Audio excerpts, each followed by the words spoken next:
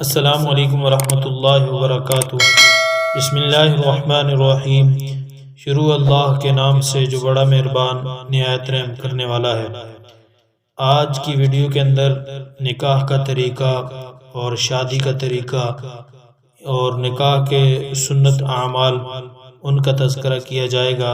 اللہ پاک سے دعا ہے اللہ پاک حق سچ بیان کرنے کی توفیق عطا فرمائے۔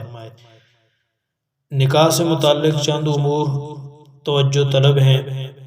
پہلا یہ کہ ایجاب و قبول کے دوران دو گواہوں کی موجودگی، نکاح میں عورت کے لیے سرپرست کا موجود ہونا، نکاح کا اعلان، دعوت ولیمہ، مہر کی ادائیگی اور خطبہ نکاح۔ اگر ان امور پر غور و فکر سے کام لیا جائے تو یہ بات خود بخود واضح ہو جاتی ہے کہ یہ امور عبادت ہونے کے ساتھ کس قدر دعوت فکر و عمل اور باعث اجر و ثواب ہے۔ نکاح کا اہم کام ایجاب و قبول ہوتا ہے۔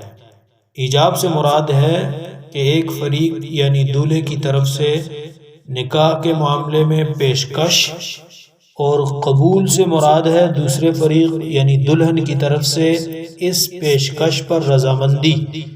غرض یہ کہ فریقین کا نکاح پر خوشی سے رضامند ہو جانا ایجاب و قبول کہلاتا ہے۔ ایجاب و قبول نکاح کے لیے شرط ہے۔ اسلام میں کسی مرد یا عورت کی مرضی و اجازت کے بغیر نکاح قرار نہیں پا سکتا۔ چنانچہ ارشاد ربانی ہے، اے ایمان والو، تم کو حلال نہیں کہ زبردستی عورتوں کے وارث بن جاؤ۔ مذکورہ آیت کریمہ میں لفظ کرہن کا لفظ استعمال ہوا ہے، جس کا اطلاق بہت سے معنوں پر ہوتا ہے، مثلا زور و زبردستی، جبر و دباؤ وغیرہ۔ اس طرح کسی مرد کا نکاح کسی عورت سے اس کی مرضی اور اجازت کے بغیر نہیں ہو سکتا، چونکہ عموماً عورت با اختیار نہیں ہوتی، اس لیے عورت کی اجازت اور مرضی کا ذکر وضاحت سے کر دیا گیا ہے۔ اس سے بتانا مقصود ہے کہ اسلام نے نکاح میں عورت کو رضامندی، پسند و ناپسند کا پورا حق دیا ہے۔ نکاح کا دوسرا اہم رکن دو گواہوں کا ہونا ہے، اور یہ لازمی شرط ہے، یعنی نکاح میں شہادت نہایت ضروری ہے۔ نکاح کی تیسری ضرورت ولی کی اہمیت سے متعلق ہے۔ عورت کے لیے نکاح میں رضامندی کے ساتھ ولی یعنی سرپرست کا ہونا بھی ضروری ہے۔ عورت کا نکاح بغیر ولی کے نہیں ہو سکتا۔ ارشاد نبوی صلی اللہ علیہ وسلم ہے، رسول اللہ صلی اللہ علیہ وسلم نے ارشاد فرمایا کہ ولی کے بغیر نکاح نہیں۔ عورت کا شرف اور مقام اسی میں ہے کہ وہ کسی کی سرپرستی میں نکاح کرے۔ اس طرح بہت سے سماجی اور معاشرتی خرابیاں اس سے دور ہو جاتی ہیں۔ اس میں بہت سی حکمتیں اور مصلحتیں ہیں۔